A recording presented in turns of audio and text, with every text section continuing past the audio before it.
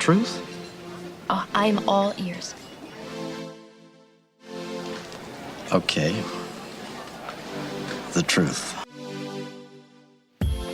I always tell the truth, even when I lie. Why do you find it so hard to believe? Why do you find it so easy? It's never been easy. You want answers? I think I'm entitled. You want answers? I want the truth. All I'm offering is the truth. Nothing more. Hello and welcome to Truthful Talk. I'm Marco. I'm back with Natalie, and we are here to once again talk about whatever comes to mind. So, how you doing today, Nat? I'm excellent. How are you doing today? I'm doing okay. Good. It's I know you've been traveling. You've been doing a lot. Yeah, you're now coughing. Yes, I have. Yeah, because it's still lingering. Yeah, you got sick on your travels. I did. So something is going around because a lot of people have been getting sick. So everybody wash your hands, stay hydrated, get your rest because it was no fun. It was not good. Okay. Well, It's still lingering in there. Yeah, there seems to be a lot going around right now. Yep. So yeah, but I'm back. I'm feeling much better. Well, it's great that you're back. It's great that you're feeling a little better at least. And we're back doing this. And you know, one of the things I know we wanted to talk about today was how to find balance in life and grounding yourself when there's a lot going on in life, because I think it seems like we're always dealing with a lot going on. Yes, we are. In life. Mm-hmm. Yeah. And if it's not one thing, it's another, right? I remember growing up hearing that. If it's not one thing, it's another. And you know, as a kid, you don't necessarily understand that, but then as an adult, Yeah. when you start understanding what that means. Yeah. My dad always says, Murphy's Law. And I always kind of have to tell him, like, don't say that, Dad. You're bringing that upon. Don't stop believing in that. And as I'm getting older, more mature, I'm just like, oh, no. If it's not one thing, it's another. Yeah. And it's amazing how that happens. And so as an artist, or even as a human being, really, you know, how do we deal with that? How do we keep ourselves positive? How do we keep ourselves grounded? How do we keep ourselves hopeful when we're constantly being pulled in different directions of this another thing happening? Yeah.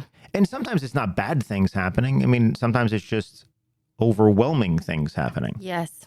You know, change in environment, change in life, change in whatever it might be. And, you know, like even, you know, for someone younger going to college and graduating college, that could be a positive thing, but it's still an overwhelming idea of, oh my God, now I got to be an adult. Like, Yeah. I really need to be an adult. And because I know I see, you know, when I teach the college students, there's so much anxiety when they're about to graduate. Yes. Because they're losing the certainty of having that structure of the university. And it's an interesting thing. Mm-hmm. So, you know, I think, and then especially then we add the art on top of it. We add being, you know, because we're not, as an artist, we're not living a structured life. We don't go to a 9-to-5 job. It's not that type of way. We work project to project. And I mean, everything is very up in the air. Yeah. And almost chaotic. So, but we accept that, being an artist or an actor, we accept that. But then on top of it, when there's other things that are also chaotic in life, it can easily overwhelm us just because there's nothing, it's seemingly nothing in our control. Correct. Yeah. And so we have to find a way to then do something about that and ground ourselves back in. And so have you found anything in your life so far, Nat, that helps? I find when I'm overwhelmed, let's say even in current status and in real day-to-day in these last couple of weeks or whatnot, not much throws me for a loop. And I just felt like I was really thrown for a loop this time, where I can't find the bottom. I can't find the centeredness. And what I found was that when I try to numb my logical brain, let's say watching a movie or whatever it is, just to get out of reality for a bit, or listening to music in the car and things like that, I have to remember to not feed myself anything that's going to give me more of any type of anxiety. So even though maybe, let's say I'm feeling anxious or tight or fearful, my palate or my appetite is like, well, let me go watch, Unsolved Murders for 3, whatever it is at night before I go to sleep. So what I found that I was doing was adding to some kind of tension where I needed to do its opposite, where it just dawned upon me from the last 3 weeks. I said, oh, let me change my music choices to like a whatever, yoga, meditative, just beautiful sound. I needed beauty in my ears. I needed a beauty visually. And that's a way for me at least to get like, oh yeah, that's what I need. I need to relax. I haven't been doing that. I've just been adding into my, let's say, imperfect ways of dealing with stress, because I feel like no matter what in life, we will all have stress. Doesn't matter. And I have this conversation often with my husband. It's like, it's not the stress it's how you're dealing with the stress. Right. So it's a play on words, but it's also a reality of it. It's like, you have to take one thing at a time kind of, but it's very interesting. It's because we all have it. One is not worse than the other. And as you become older, it just compounds. The family, everything. You have now more responsibility. All it does is compound. So in moments of, let's say, singleness or whatever, you have to really try to understand like how you will deal with stress, or what you are doing currently to be aware of how are you adding to it, or how you're truly dealing with it. Because we're always dealing with it. Because we're always dealing with it. And yeah, I like what you said. It compounds as you get older, because the responsibility that are the stressing points seem at least to be more important. Right. More impactful. There's more at risk. Yes. And so, and I mean, I know it seems that way when you're a teenager too, but, you typically at a teenager, the problems you're dealing with, school or social or things like that, aren't as big as maintaining a house, right, or maintaining a job, maintaining weight. a family. The weight becomes much, much more. And I've heard this before, and it was a way that someone played this word responsibility. And what someone said was, all that means is that you're able to respond to the situation that's in front of you. And I love that, because I remember growing up, my mother and father, or especially my mom, like, you're so irresponsible. And I couldn't understand what that. And then it was in my adulthood when I said, oh, that's what it is. And it took me someone like that to understand, like, that's all it is to be able to respond to the challenge in front of you. How are you going to do that? And I think that gives you, or empowers you, to at least say, okay, I can handle this one thing here. But when it compounds, like, you should be good at one thing so that if it exponentially gets bigger, that you're able to do all that at least. Yeah, but when you're dealing with 4 things, 6 things, right, 10 things, then how do we juggle all that? How do we keep ourselves grounded? How do we keep ourselves from going insane? I know. The bunkers. Yeah, and I think that's where, because that's where it becomes overwhelming, or at least I think when we have a couple things that we're dealing with at once, all of a sudden little things that wouldn't normally be big deals to us become big deals. And that starts compounding as well. Yeah. The mind is always looking for control. It always wants to find a way it can control things. And when we feel out of control, that's when we become overwhelmed. And then every little tiny thing, like the uncleanliness of a house, for example, or something, a small thing going on with your car, anything could all of a sudden be this huge, blown out of proportion deal. Yeah. And tip you over. Oh. I'm still searching for how to get better at it when challenges arise, like they have been lately, positive or negative. A lot is a lot. I think no matter what, I guess. I don't know, but I'm still trying to find where that is. And I always found that you, Marco, having known you so long, and all the things that you go through with the responsibilities that you have, and from knowing you is like from a business standpoint, as a student standpoint, but then recognizing that you're not only do you have your family and your lovely mother and you have so much stuff to happen already, your kids, you've got literally like, I feel like we were part of your family, your children. You Yes. care about every student. You have 4 classes total. And then I don't know how many classes per week. Anyways, multiply it by the amount of students you have. And I see you care for each and every one of them with such, you're there for them. You're I don't know how you do it. I would have pulled I would have been like, go to somebody else. Don't talk to me about this. I got stuff to do. But you are very centered. You are very I find that you're very like a pillar in a strength. Like a lot doesn't I don't know, it doesn't change you. It doesn't falter. I don't know how to explain it, but it takes a lot to tip me over, but it does happen. But but you're right. I mean, it's over 100 students a semester between Truthful Acting and the university. Yeah. It's about 100 students or 110 a semester, somewhere in there. And I deeply, to me, it shouldn't be something unique to me. It should be what every teacher does. To me, as a teacher, if you don't care about your students, then you're not really teaching. Right. But I also think having kids helps me with students, or maybe having students helps me with being a father. I don't know. I think it intertwines together. But that's one side of it.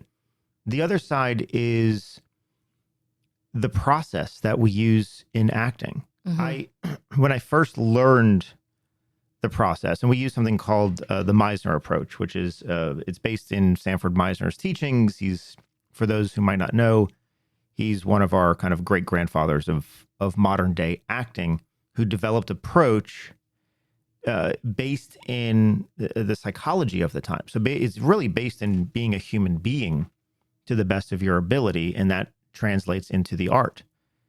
And when I first learned it and learned the difference between the logical mind and the emotional core, and the whole concept of living in the present moment, and that when we're in the present moment, we can reduce fear. Fear exists in thought. Fear exists in thinking about the past and worrying about things that you've done, and then projecting into the future and worrying about all that is to come. And when I took the teachings of that and I implemented it into my own life, because I believe as a teacher, if I'm not living what I'm teaching, then I'm not really teaching. I mean, I'm saying things, but I'm not walking the walk. And so everything I teach, I do. And when I started to do that, it transformed my life into being so present in the moment, or at least the ability. It's not that I never go into my head and worry about stuff. I do, of course. But I also have the ability to flip that switch when I'm teaching, for example, when I'm directing, when I'm, right now, here. It's like I'm fully here in this moment with you and on this podcast. And that allows me to lessen the worry. When Sam got sick with cancer, we were in the middle of a show, right? We were right in the middle of a show. You were directing us when that was all happening. As you were directing a whole other, I was directing, right, 40 others. others. But I mean, if I didn't have the ability to be in the moment, that would have been so overwhelming that I would have had to step away. I would have had to say, I can't deal with this right now. I got to deal with what's happening with the family, and I need to step away from this, and I'll need someone else to take over, because my mind would have been consumed with the what ifs. And of course, I had moments where it was. I mean, of course, it was, traumatic when we first found out. Before we had the actual prognosis, there was a lot of trauma. But the process, working with this process for so long, and then having the ability to say, okay, right now I'm going to put my focus right here in this moment. It allowed me to continue teaching. It allowed me to continue directing. It allowed the shows to still go on. It allowed all of that to happen. It allowed me to navigate the family and Sam and the many, many doctor's appointments and all of that, because I worked really hard at not projecting past what was happening right in front of me. And then I would give myself moments in the day. And I say moments, anywhere from a few minutes to a half hour to whatever it is, to, usually when I'm in isolation, either driving or here at home or, whatever it is, like I would give myself moments to then let my mind dump. Gotcha. Because you can't just suppress it, right? The mind still needs to worry and think and calculate, and it's all algorithms that it's running to try to figure it all out. But I would let it happen. So I would let the fear in. Yes. And I would process the fear. I would let myself feel it fully. And then that's it. Then when I needed to go back to in the moment, I would just go back to in the moment. And it's a weird feeling because I didn't, back in my past life in the corporate world, I wasn't that way. I was fearing everything all the time. I would get overwhelmed all the time. And it was somewhere when learning this process after the corporate world that I realized, and it's just doing it, right? It's doing what we call the core, like being in the moment and practicing all of the steps of the process. But I learned that you can literally put down anything you're worrying about for periods of time. You can just put it down. Yeah. And focus on the right now. And then it's still there. It's going to be there. But then you pick it back up. It's transferring your focus from one to the next. Focus transference. I like that. Yeah. And it works. Yeah. So to me, I found refuge in acting.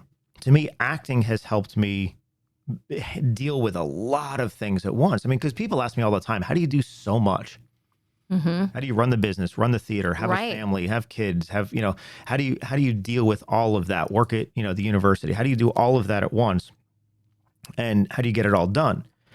And it's like, well, because I focus on one thing at a time.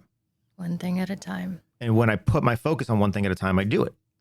Like I don't allow myself to get distracted. Right. Or ruminate on things, or so you're taking action.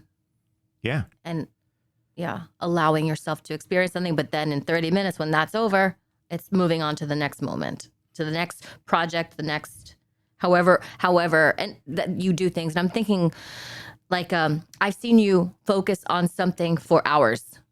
Whether it's class, whether it's working on the set, whether it's up in the ceiling with just the cords and the wires that you're up there, but you're there for hours. So you also, I think, have exercised that muscle, because even watching you I remember all of us from Say Goodnight Gracie, you're like, oh my gosh, it's 11 o'clock at night. We can barely stand up and this man is still going. And Samantha still going. And we were kaput. There was no more to give. But you have I've seen it in action where you have the ability to focus on one thing and get that done instead of slip into just 5 minutes doing it and then on to the next. You have a goal. Yeah, I guess you can call it tunnel vision, but it really is just focus. And then, backed up by the focus is passion too.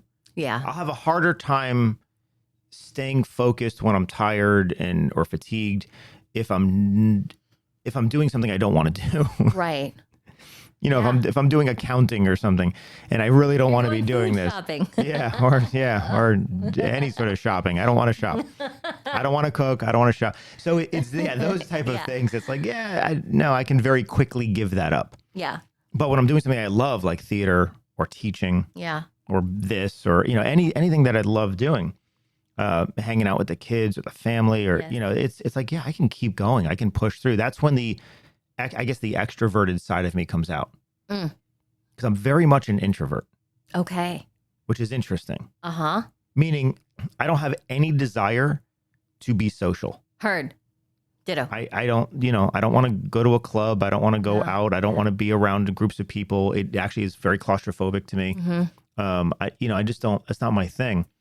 And maybe it's because I'm surrounded by people all the time, because as a teacher, I'm constantly working with, and collaborating with students and actors. And so maybe that's it. But I find myself very introverted in those ways. but then also then very extroverted when I'm doing something. Mm-hmm. You're just what they call an extroverted introvert, Is that what it is? or vice versa. An introverted extrovert? Something. Yeah.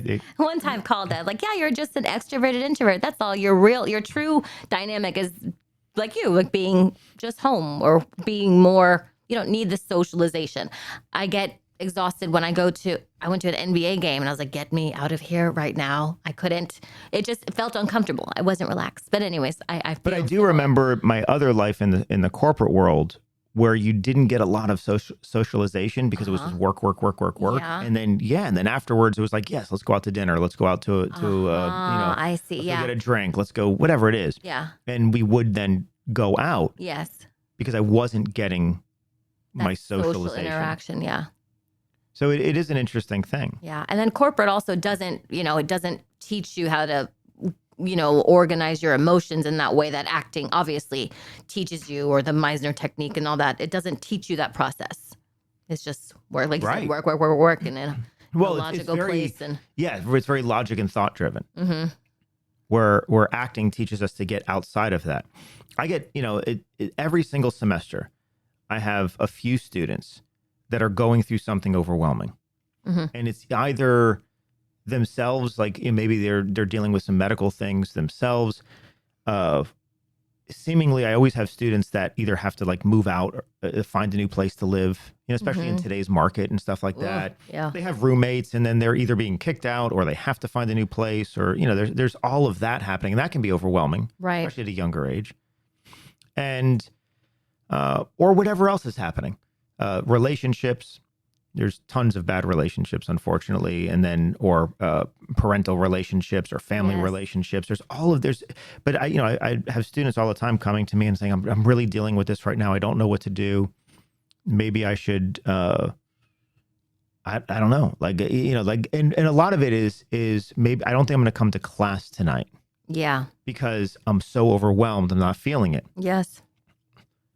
And I'll always tell them, now's when you need class more than anything. Now's when you need your art. And you're like, yeah, but I'm really emotional, or I'm really overwhelmed. I'm out of sorts. I can't focus. I'm like, yes, channel all of that into the art. Mm-hmm. And so they'll come to class or rehearsal or whatever it might be.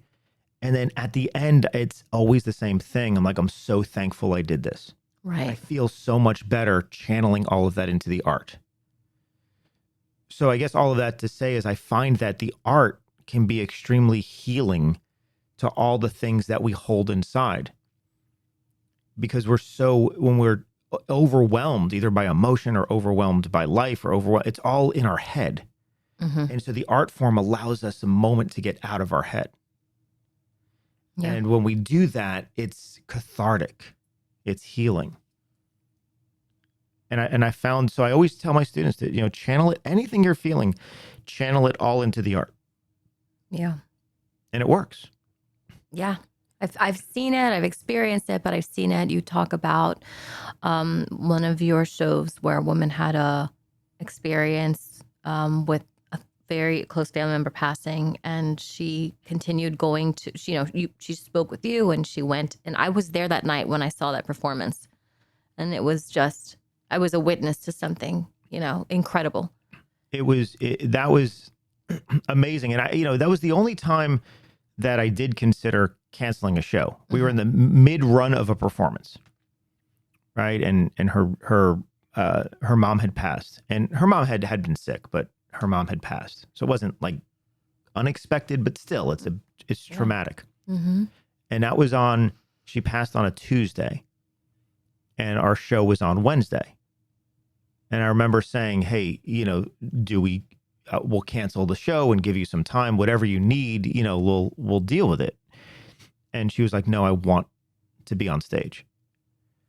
And so we structured, it's a play and we're in full production, but I remember, the other actors that we had, it's like, okay, we're going to structure some things. They were in case you are overwhelmed, or in case this happens, here's how we can deal with it on stage. And, so we structured some things to help. Didn't need it. And you said you were there, so you saw, how crazy the performance was when she was able to just channel it right into it. And it was therapeutic. It was cathartic because it gave her an outlet to put all of this stuff that she didn't know what to do with. Right. Right? That's when we get overwhelmed. We don't know what to do. We don't know how to deal with it. It's like the art gives you that outlet. Just channel it right into there. And we forget that, we just do. We forget that we train all this time doing this. And then when life knocks on the door, comes and hits you and knocks you off your feet, you forget that that's something that we've been cultivating for all this time. And that's there for a reason. We're cultivating that for a reason. Yeah. And I think that when those two things combine, it's just electrifying to watch. It's magical to see. Yeah. It's you can feel it in the room. Like, it was electric. It was incredible. Yeah. It was, and I've seen it maybe in other performance by just watching, not live. I wasn't even in the audience, but it was when the woman from Little Shop of Horrors, when her father had passed, and she had just found out, and she sang "Suddenly Seymour," and you can't. Yeah, look, right. I get chills just thinking about it. Yeah. Because of that it's meant. The art is meant for something, not just for humanity, but for oneself also. It's like a. I don't know how to explain it. It's like, it's there for you. Yes. So, yeah, I think what we're talking about is life reflecting art, art reflecting life. And for those out there, too, I also want to clarify something.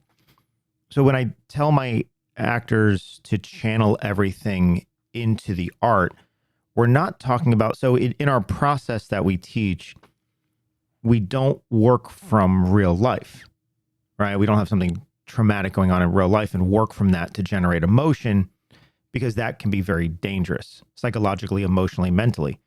So that's not what I'm talking about. But there are points in life when there's so much emotion, or just there's this overwhelming feeling inside of you that you can't escape. And so what I'll tell my actors is don't avoid it. So we're not trying to use it, but at the same time, we're not avoiding it or trying to push it away. We just allow it to be there.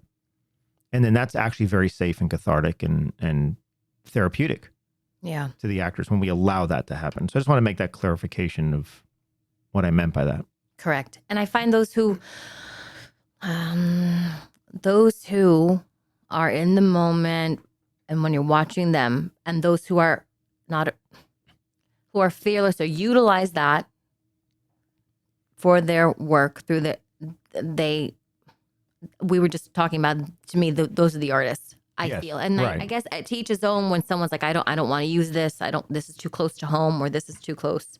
But when, of course, you're not utilizing what's real, like you're not manufacturing that, what you said, to be able to go into that. But when I do feel that you use everything that you have, I think that's a beautiful place to be.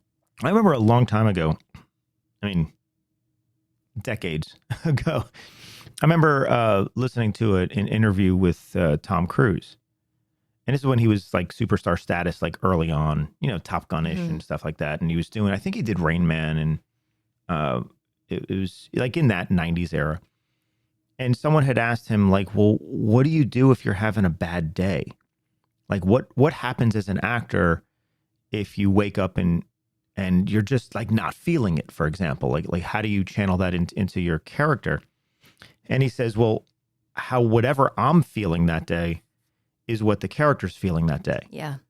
So what I'll ask myself, like, let's say I'm feeling overwhelmed, I'll say, well, why is my character overwhelmed today?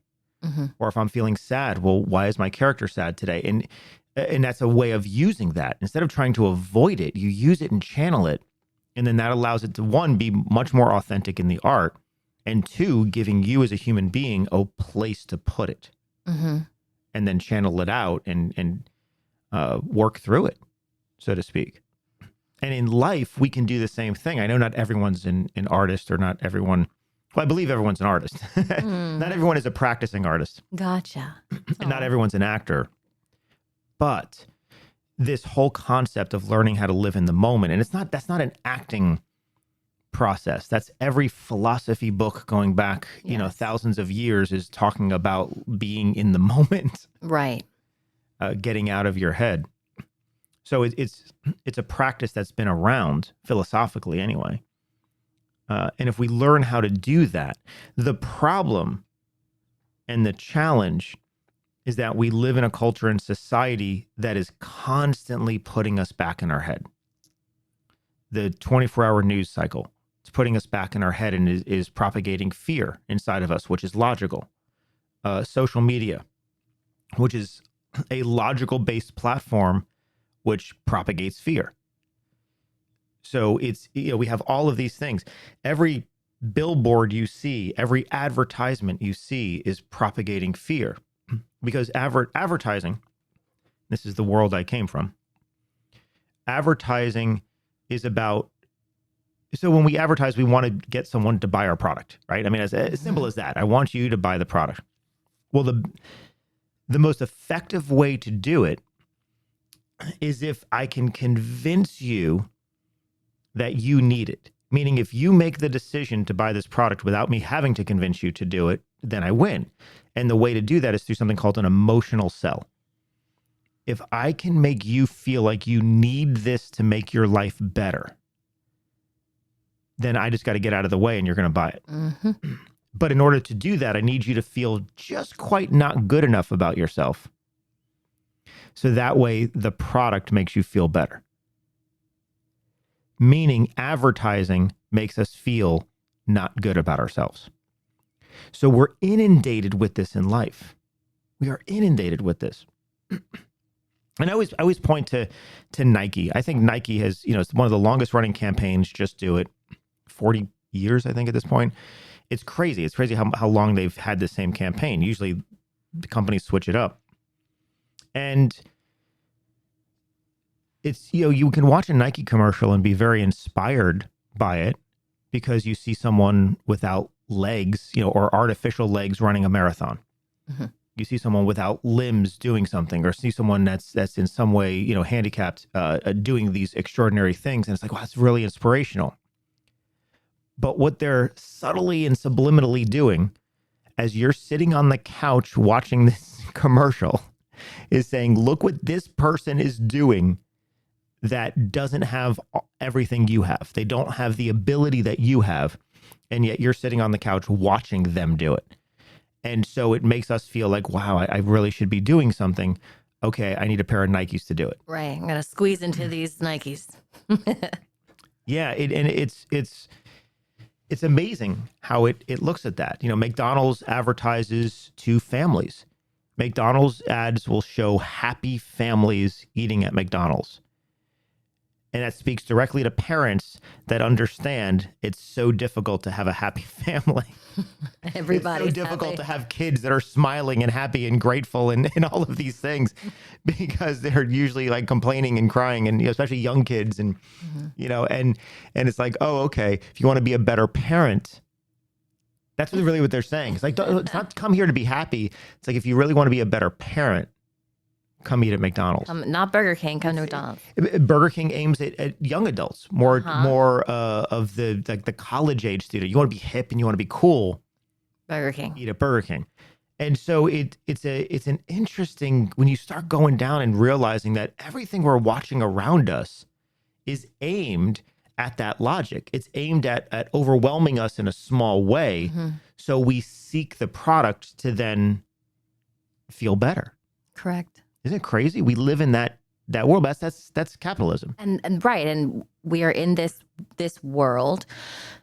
So in order to shut it down, and this, I guess, kind of comes back to what I was talking about earlier, like out of sight, out of mind, out of whatever it is. So I go to feng shui experts, if you will. Okay. If you have a TV in a room or whatever, they'll cover it with the curtain. It has to be covered with the curtain, only because these things take away energy. So look, I was thinking about you and your house. You guys, every time I see you, everything is calm. It's quiet. It's like the silence. Well, when I come over, but the silence is important to have. And so I think to be aware, be cognizant of what it is you're viewing, you're listening to, who you're around. Yes. When you are, especially in places of delicate tenderness, when you're by yourself, if you will, especially that having things like that maybe protect you, or you got to psychologically change that channel a bit if you have too much going on. And it's so easy to slip into the phone, into the television, all that stuff that's just going to kind of keep you in that lane when it's a place you should be somewhere else. But I really, yoga is another one I keep thinking in the back of my head, like it's time to go back to the well. That's what I call it. Sure. Like something that's, I'm not a practicing person. Every now and then I'll meditate, but I notice that when I go there, that's where I find like I need to go back. I have to go and be quiet for a bit. I feel like I'm overwhelmed by stuff, so I have to silence it. Yoga and meditation is wonderful. Yoga, in addition to helping quiet the mind and helping focus, also stretches the muscles in your body. It opens up channels of energy. I mean, yoga is something that's, I think, is a great practice. And then simple meditation. You can meditate for 10 minutes a day even, and which is the art of this focus that we're talking about. It's the art of being here now and focusing and silencing the mind and focusing the mind, which takes practice because that's a muscle. And if we don't practice it, it atrophies, and then we're just overwhelmed. The ability to focus. The ability. Because if you keep being inundated by everything, you're practicing continuously being inundated by everything. You're practicing that. That's your baseline. Yeah. Yeah. That's it, right? We are what we repeatedly do. We simply have to look at our habits and then say, oh, yeah, I habitually do that. Yeah. I react to this way because that's the habit I've created. I've created a trigger response to this event. And so when a similar event happens, I'm going to have the same trigger response. And I think on that side, and this could be a whole nother podcast, when that event becomes the baseline, if you will, but becomes an unhealthy way, is that considered addiction? Now you're addicted to it. Now you need it. Because that's who you are, whether it's substance or how you're thinking or how you're trying to handle it. But that's really interesting you bring that up because yes, we are addictive human beings, and we all have addiction, and we all, I don't say suffer from it because that's how we're designed. So I don't know if it's a suffering, but we all do have addiction to our habits. But yes, then it can get into, so addiction becomes harmful when we're searching for the answer externally. So when we search for the answer of this relief of being overwhelmed through alcohol, well, the alcohol becomes an external thing that becomes that habit that then is harming our body. If we're addicted through pills, it's the same thing. If we're addicted through whatever it is, right? I mean, whatever the level of addiction is, smoking is the same way. I mean, we're not, no one, I mean, I don't know if anyone really smokes cigarettes anymore. I'm sure people do, but vaping is, I know we have students that have quit smoking to go to vaping, and now vaping is even worse. Yeah. It's the addiction. You initially do it because the nicotine calmed you. So it's searching, instead of doing the hard work to silence your mind and to focus your mind and to realize that we have all of the abilities internally, we do search, we incorporate external harmful addictive behavior. But it's just feeding into how we're already programmed. Everything we do in life is habitual. What we wear, our routines every day, how we interact with people, how we feel about things. I mean, everything we do is habitual. And what most people don't understand is that we can't simply choose to change something. We have to, in order to change a habit, you have to replace it with something else. We can't just drop a habit. Gotcha. We have to replace it. So, for example, an alcoholic that goes to AA, one of the first things they work on with them is, okay, you have to cut all ties with everything you've done. So when you have the feeling that you want to go to the bar, go to a meeting. So they can't just not go to the bar because it's the feeling's too overwhelming. Right. The habit's there. They'll do something. Even if they go home by themselves, they'll drink.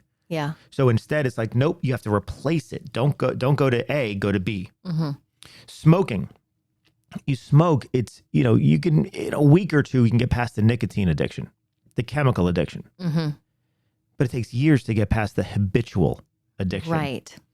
which is I just want a cigarette after a meal, or I need that oral fixation. So they'll go from switching from cigarettes to toothpicks, cigarettes to something, a lollipop or something that you can chew on, something that satisfies that feeling. So the way to change any sort of habit in your life is you have to replace it with something else. People who are habitually late, it's just a habit. Right. It's just a bad habit. I know you have every excuse in the world of why you're late all the time, but there's no reason to be late all the time. You can switch that to be early all the time, but you have to replace certain habits that you have with something else. Yes. And that's difficult to do. This is why therapy exists, is to help people navigate these very difficult things that they're bound to. Right. There's bad habits in relationships, whether it's family relationships, romantic relationships, whatever that may be. And people don't know how to break those because they're so used to it. People stay in a bad, abusive relationships because they don't know anything else. Ugh, so sad. And so you have to slowly change out one small habit after another. And it's very difficult to change huge habits. I mean, it is very difficult. Some people can do it somehow. Like I'm just going to stop drinking cold turkey and never go back. It's like, okay, I think that's few and far between. Right.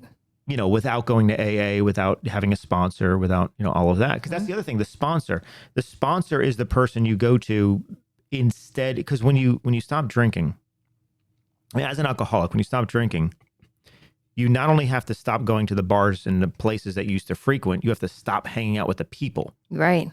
So who do you replace those with? You need, right? You still need that. So you replace it with a sponsor. You replace it with the other people in AA. You have to replace it with something. Yeah. And then you have to let that go. Like that's a death. It's a death. And then you have to grieve it.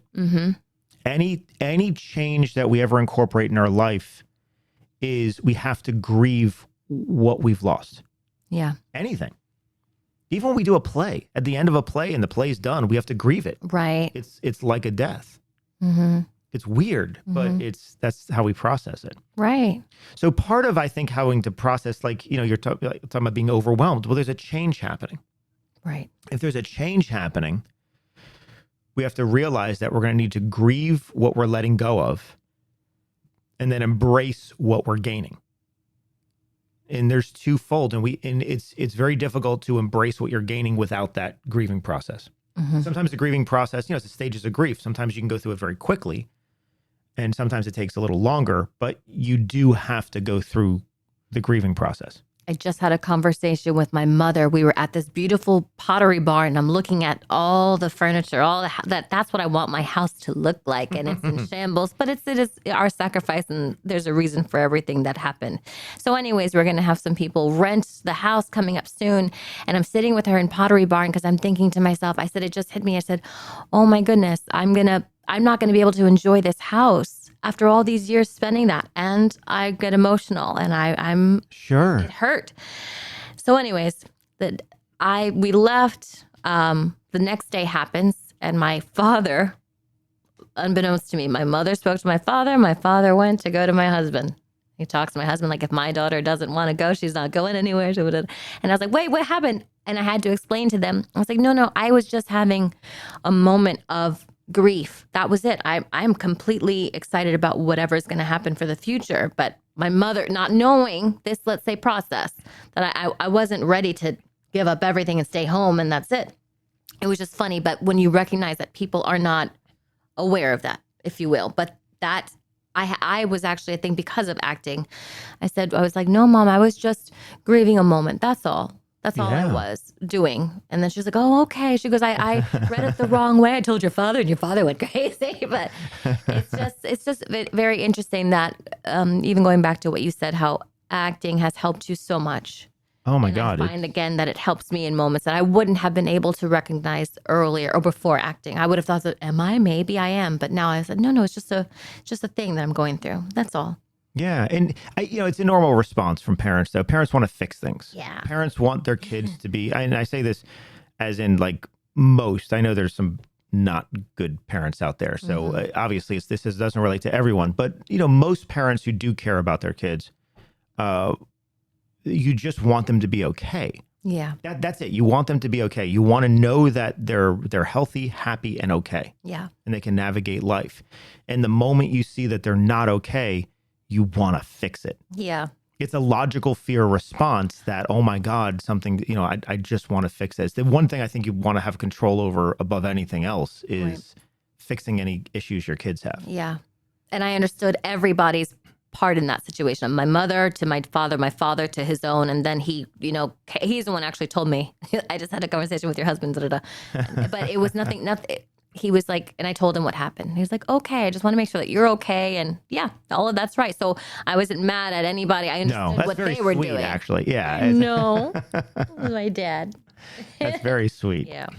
But yeah, that's really what that is. But again, that's a habitual response of, I gotta fix this. Because when you have kids, you have to fix things for them when they're young. Yeah. So we go through the first 10 years, 12 years of their life doing everything for them and fixing all of their problems and standing up for them and, all of that stuff. Well, think about that. That's 12 years of building a habit. Mm-hmm. It doesn't go away when they become adults. Yeah. You still want to fix it. Yeah. And it doesn't ever go away. Yeah. That habit is in there. So that habitual response of reacting that way is very normal. Yeah. It's normal. Yeah. Mm-hmm. So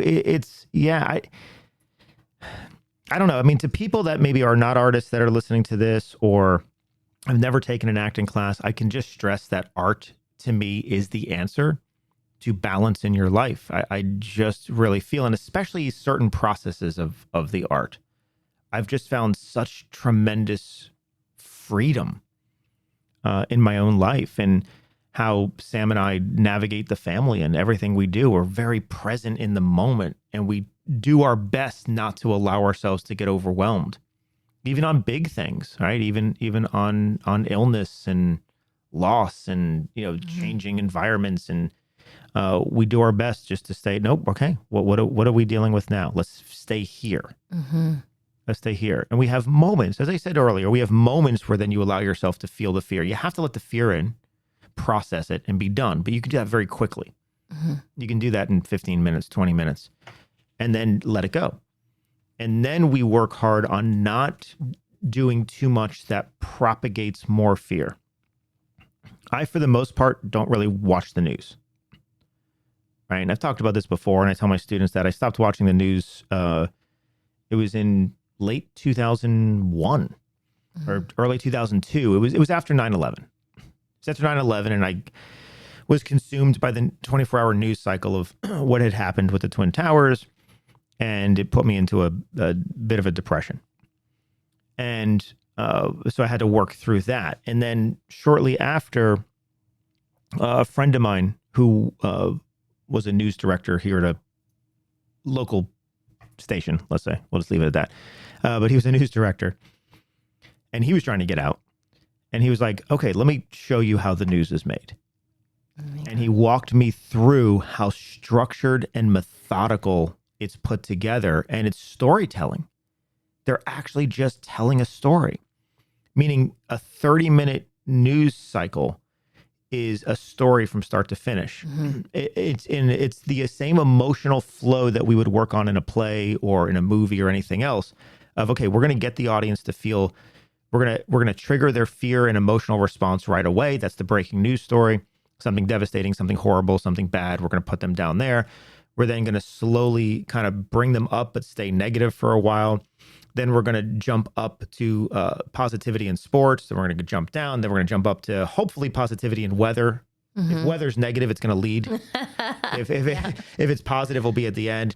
And then we're going to go up the highest to a very positive, cute story about puppies, dogs, puppies, right? Something, the very high one that then brings us that there's still hope in the world. Mm-hmm. And then we're going to end the news podcast with a teaser or a cliffhanger of why you need to tune in to the 11 o'clock news. Pythons in Orlando? Exactly. Yeah. Come back at 11. They're in Miami, by the way. And that's the cliffhanger. That's like what we watch on every streaming episode is like, it ends with, oh my God, I need to watch the next one to find out why. Yeah. Right? Is there cancer in your water? Tune in at 11. And it's like son of a bitch. And he's like, everyone. And so we had another student, a girl that worked in the news gathering room, meaning she had to go through and watch all the stories that were available and then pitch them to the editor to go on to the news broadcast, the TV station. And she got so depressed and overwhelmed because even the bad news they would give, they would say, no, that's not bad enough. You need to find something worse.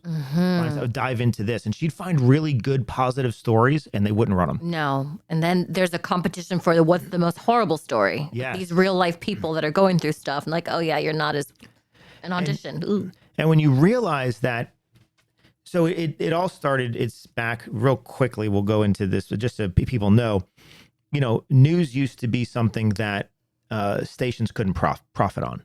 It was a public service that they had to provide in order to have the station. They got granted the license for their station, but then so much time during the day, they had to give a public service, which needed to be unbiased and just straight news.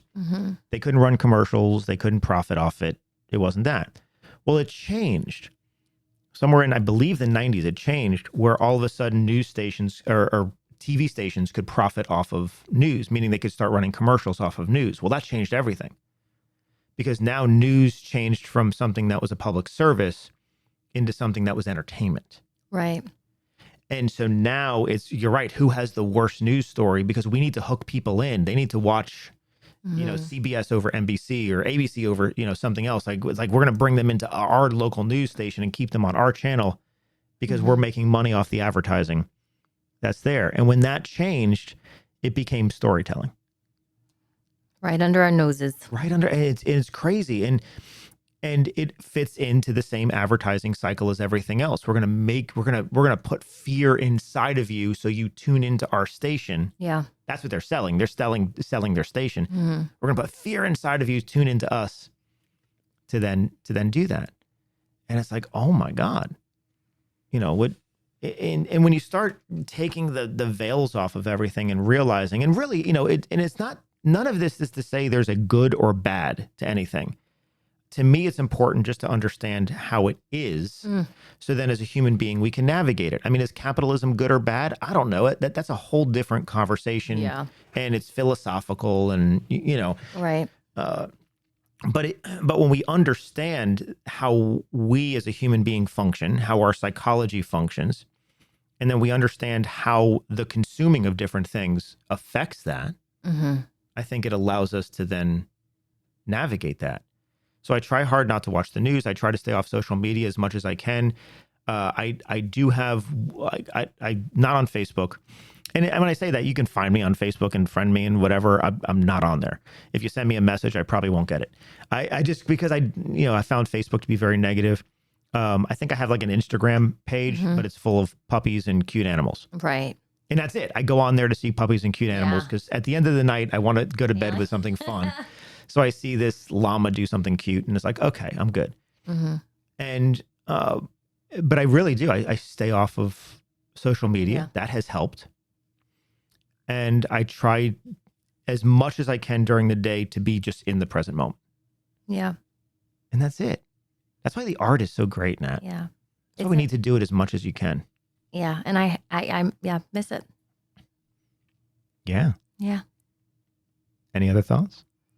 No, but I love that you said before you go to bed. I think that's a big one too. When you listen, feel like positivity. You give us sleep exercises. So those of you out there who know that, when you before you go to bed at night, you can just tell your subconscious mind, I want to have a joyous whatever that is experience. And I found that actually before I go to bed at night, I always say I want to have a joyous experience, and I go to bed in that way. I do that as much as I can, but I've noticed anyway. So it's very helpful.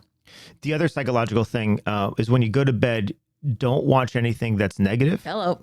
Right? Or don't watch anything that is unknown. Like, don't watch a new episode of something right before you go to bed. It keeps, Because that puts your mind in a state of anxiety. So instead, watch something. If you want to watch TV, you go to something that you know so well. Because your mind already knows how it ends. Yeah. And it gives you this feeling of control, which is the feeling of safety. And it allows you to calm down. Me personally, it's Friends. I put on Friends every night before I go to bed, just because and I know every word to every episode. So I mean, that's how well I know it. I'm a crazy super fan of it. But it's one of these things that it reduces anxiety. Yeah. And allows them to calm and then go into a more peaceful sleep. Mm-hmm. Hopefully. And that's why we do that. That's why we turn to music that we know.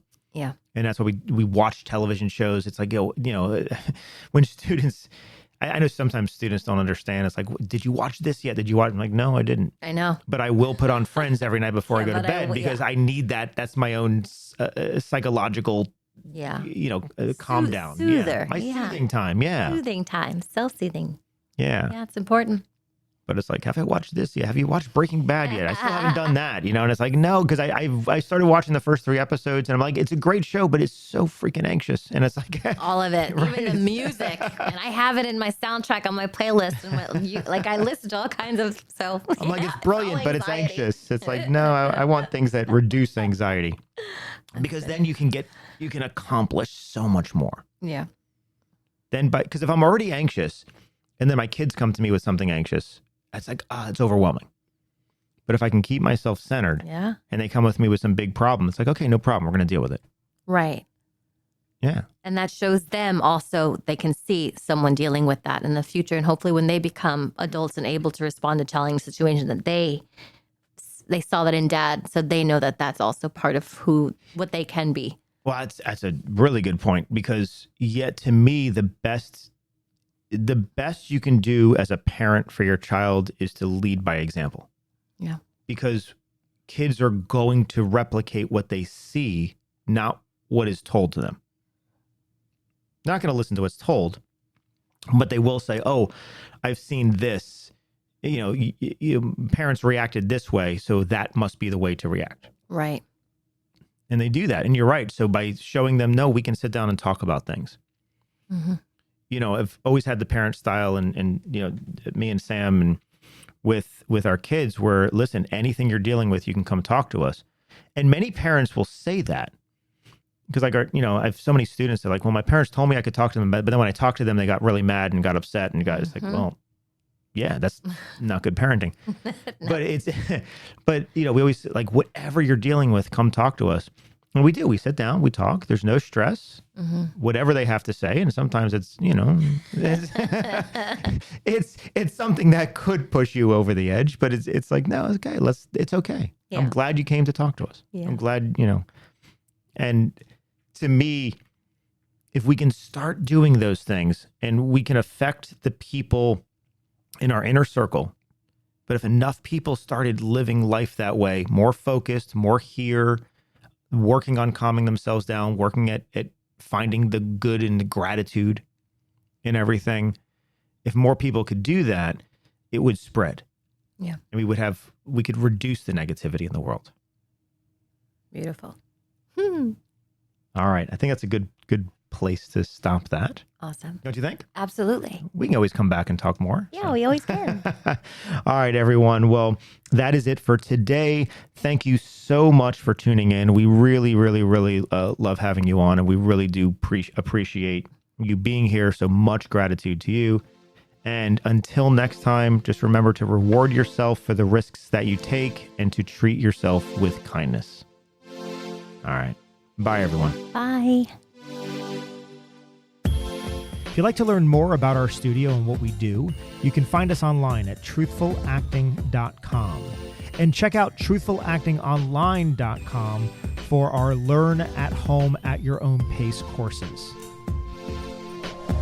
So what I told you was true, from a certain point of view. You must unlearn what you have learned. I know what you're trying to do. I'm trying to free your mind.